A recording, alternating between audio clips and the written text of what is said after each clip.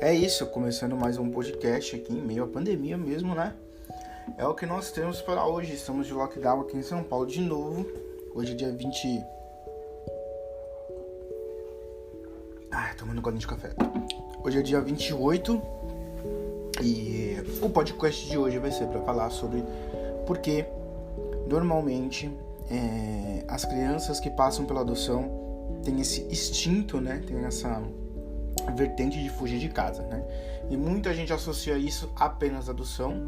É claro que na adoção tem um fator muito exponencial para isso, né? Muito especial para que isso ganhe uma proporção maior ou não, né? Vai depender muito aí de como é que os pais vão lidar, como que é a criança, mas esse podcast é para isso. Então fica aqui 10 segundinhos e a gente já volta.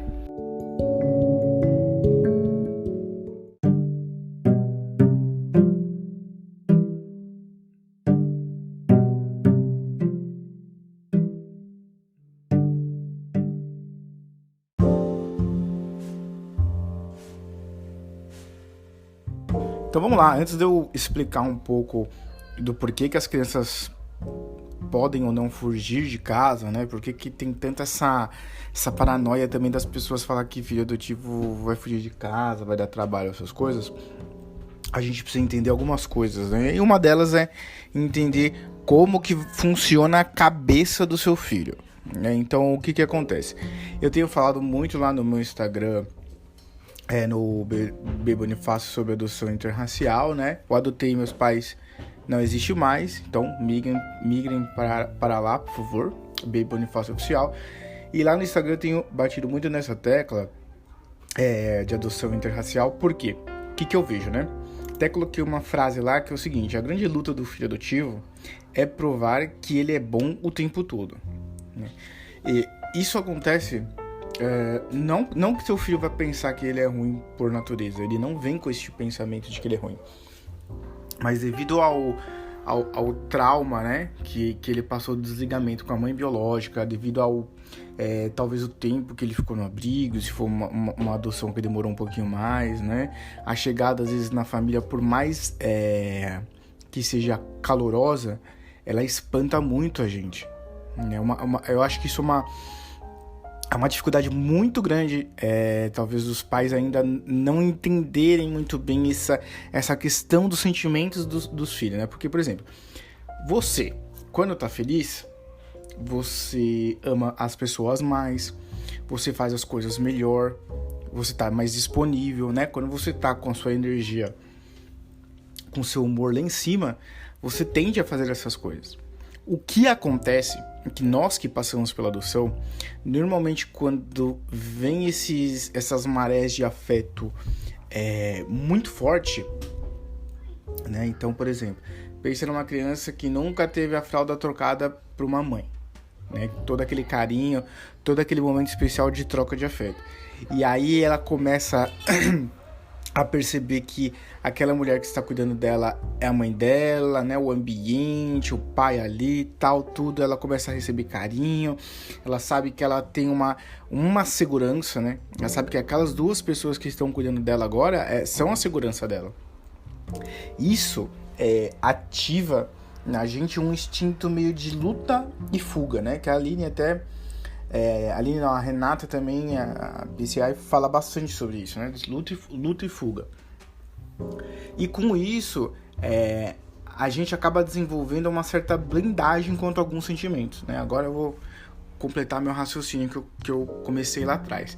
Então, às vezes você vai dar todo afeto, todo amor pro seu filho e às vezes ele não vai corresponder da forma talvez que você imaginou. Mas isso não quer dizer que ele não te ame. Isso não quer dizer que ele não entendeu o que você quis dizer. O que acontece é que nós que passamos pela adoção temos uma dificuldade enorme de entender alguns sentimentos. A gente confunde os sentimentos, né? Então a gente confunde muito alegria com euforia. A gente confunde muito amor com frustração e angústia. A gente confunde muito carinho e cuidados com, como que eu posso dizer assim, com uma dívida, né? Como se você tivesse uma dívida com aquela pessoa. E tudo isso é causado pelo trauma do desligamento biológico, né? Pela rejeição da mãe biológica e tal. E por que eu tô dando essa volta toda aí que vocês estão vendo, né? Agora sim, para tocar no ponto principal. Porque entendendo o que se passa emocionalmente dentro da gente, né? E aqui é claro, eu tô colocando a minha experiência. Pode ser que com seu filho seja diferente, mas eu acredito que em sua grande maioria, pelo que eu converso com os filhos por adoção, com as mães e principalmente com as psicólogas, é assim. Então eu dei essa volta toda para explicar o seguinte. Algumas crianças, que você estava falando, né, da grande luta do filho adotivo é provar que ele é bom o tempo todo. Ele fica nessa batalha interna, querendo provar que ele é bom, querendo provar que ele é um bom filho, querendo provar que ele não faz nada de errado, porque se ele fizer alguma coisa de errado as pessoas vão julgá-lo, porque é adotivo, tá vendo? Não falei pra você, não veio de você, aquelas questões todas. Porém, a gente começa a se sabotar, né? O que é esse se sabotar, que eu quero dizer? Então você começa a se sabotar, você começa a achar que você é menos do que você é, você começa a não se ver mais dentro daquele âmbito familiar, tá? Tudo isso que eu tô falando, gente, não é culpa dos pais, tampouco da criança ou do adolescente. Isso são coisas externas que influenciam no discernimento, né, nas emoções, na capacidade de raciocínio de quem passou pela adoção.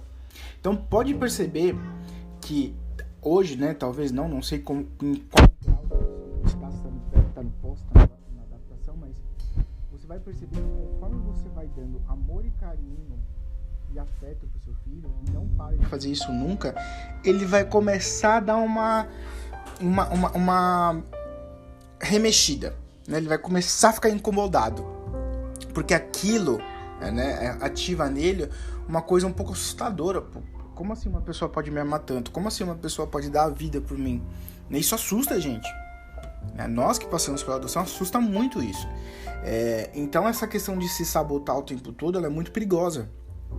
Porque isso faz com que o filho, por ver a vida toda que ele é adotivo, o que a mãe biológica não quis ele, ou que, né, no caso da adoção interracial ele é preto, a gente vai criando uma tendência, às vezes, de ser 3, 4, 5, 6, 10 vezes melhor, né?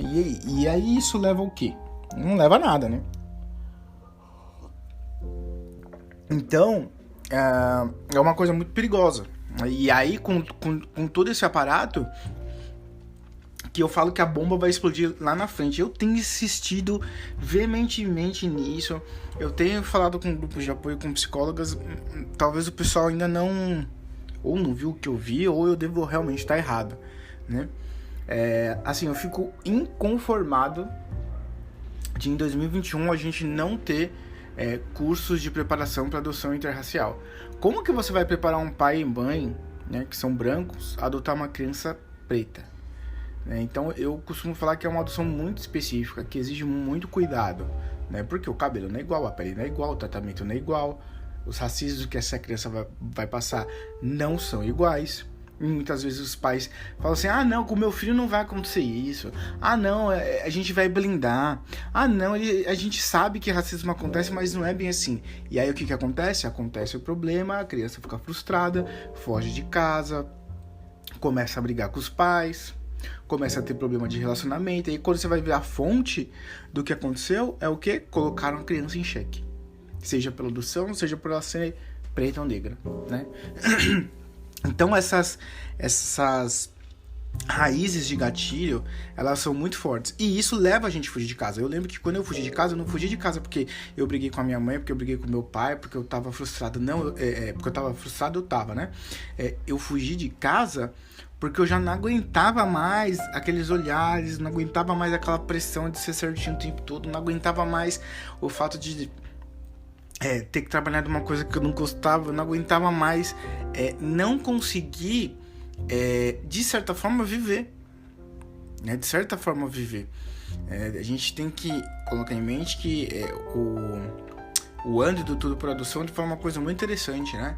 Ele reforçou até uma coisa muito interessante. Ele falou o seguinte, que o processo de adoção é para criança, não é para os pais. né? Então a gente tem que pensar, começar a pensar e ver as coisas com outros olhos, né? Seja você pai que esteja ouvindo esse podcast, seja você um pretendente ou só um curioso, saiba que quando uma criança, um adolescente foge de casa, gente, ele não fez isso porque ele é louco. Tem um motivo, né? E aí quando você vai cavando o motivo, quando você vai conversando com a criança, com o adolescente, você vai começando a entender que o fato dele ter fugido faz sentido. Né? Por mais que seja uma coisa assim assustadora dos pais pensarem, faz sentido ele ter fugido de casa. Porque ele já estava tão angustiado, tão cansado daquilo, que ele fala, no meu caso, né? O que eu pensava? Eu falei, pô, tô dando tanto desgosto pra minha mãe, tinha repetido na escola, todo mundo me rechaçando lá, me enchendo o saco, trabalhava de office boy e não gostava do meu trabalho, e aí aquele negócio da família, porque tem que ser o primeiro aluno da classe e não sei o que, aquilo me pesava tanto, né, me maltratava tanto, que eu falei, cara, eu quero sair daqui, quero assim, sair um pouco daqui para aliviar minha cabeça, e também eu acredito que eu indo embora, eu vá deixar minha mãe melhor, no sentido de ela não vai ter esse desgosto, né, esse desprazer. Então esses motivos que podem levar o seu filho a fugir de casa, eles são muito sérios. Né? Então a gente tem que começar a tomar cuidado como a gente começa a ver as coisas, né? Porque, por exemplo, assim, mesmo que você fizer isso, é importante você fazer uma avaliação da situação. Né? Qual que foi o motivo do teu filho ter saído de casa? Será que faltou comunicação? Será que faltou abertura? Então, é complicado, assim, a gente falar, por exemplo, o que vai acontecer com meu filho? Putz, eu não sei o que vai acontecer, né? Pode acontecer tudo, pode ser que ele não passe por essas coisas, por exemplo, que eu passei, né? Então, essa questão de frustração, de angústia, até um pouco de rebeldia mesmo da adolescência, ela sempre tem um gatilho, né? E esse gatilho, ele pode ou não estar muito ligado à adoção. Então, qual que é o meu conselho para os pais? Depois de um tempo de convivência, vocês vão começar a perceber quando o filho de vocês já está mais irritado, né, de quando ele já tá mais frustrado. E aí não precisa chegar para ele e perguntar, nossa filho, o que aconteceu? Não, você já sabe que ali o negócio já tá engrossando o caldo. Então, já vai preparando o terreno, já vai conversando, né, já vai usando ali a paternidade, a maternidade para amansar ali a possível bomba que pode estourar. Não espera o negócio acontecer para depois correr atrás, né? Então, acho que esse é o melhor conselho, a conversa, né? Essa abertura emocional também, ela é bem importante eu falo isso, assim, parece que é até taxativo, mas é verdade. A gente pergunta 5.000 vezes a nossa história, 5.000 vezes como aconteceu, porque a gente precisa desse reafirmamento todos os dias, né? E com relação aos sentimentos, esses sentimentos de será que eu estou frustrando minha mãe? Será que eu sou um bom filho?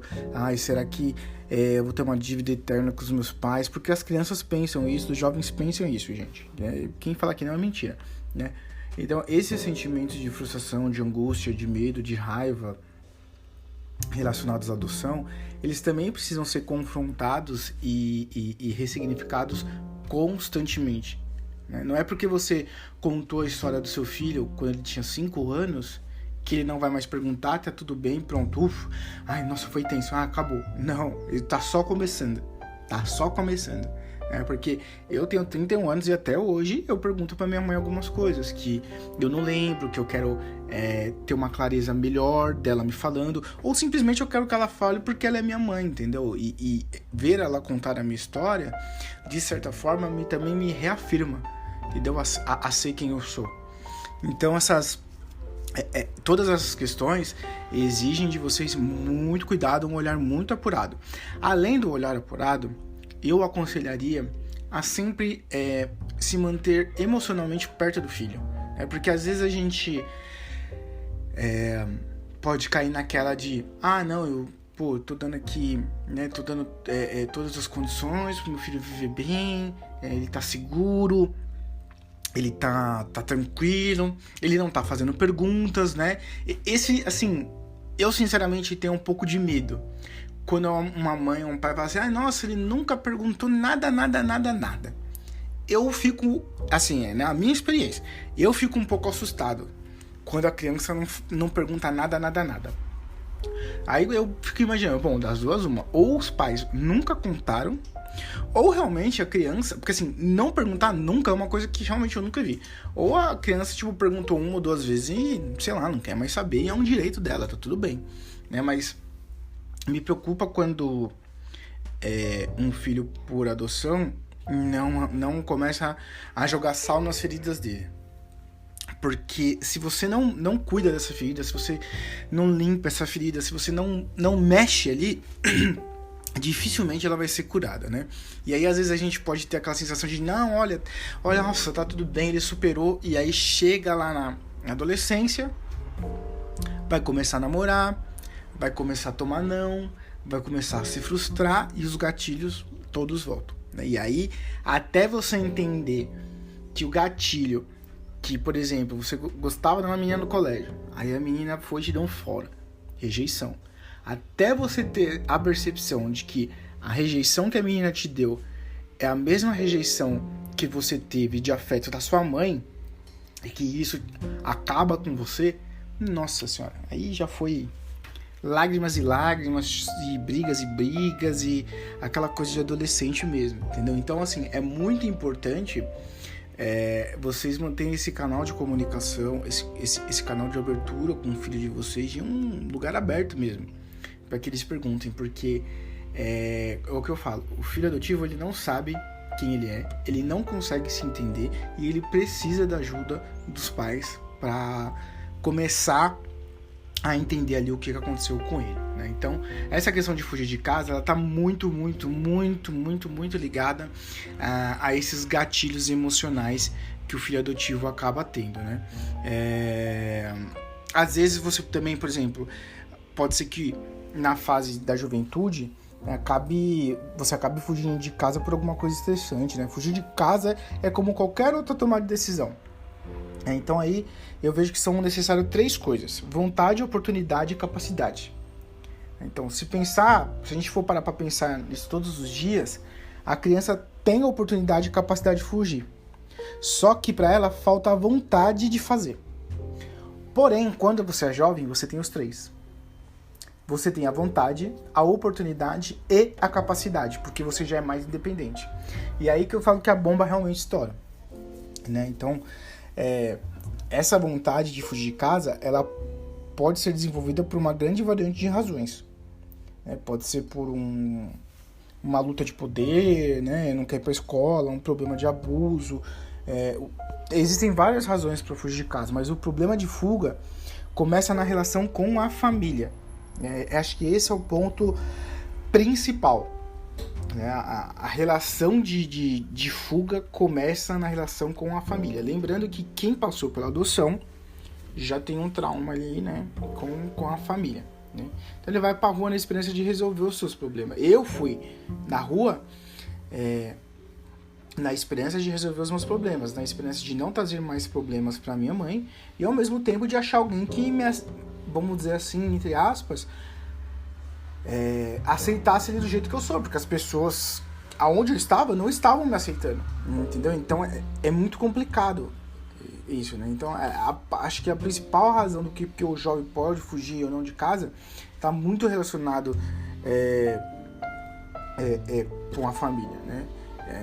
Então, por exemplo, o jovem já, né, no seio familiar, ele dá sinais de que algo não está bem. Então ele começa a ficar ansioso, desinteressado pela escola, pelos amigos, isolamento, às vezes pode usar droga ou não, né? Entre outras coisas. Então isso mostra que ele está infeliz. E com esses sinais de autodestruição, né, de sabotagem, ao fugir de casa, o jovem está mostrando aos pais o que não consegue expressar. Então acho que é exatamente isso mesmo. A gente, ao fugir de casa, a gente está expressando alguma coisa que a gente não conseguiu falar, lidar ou até mesmo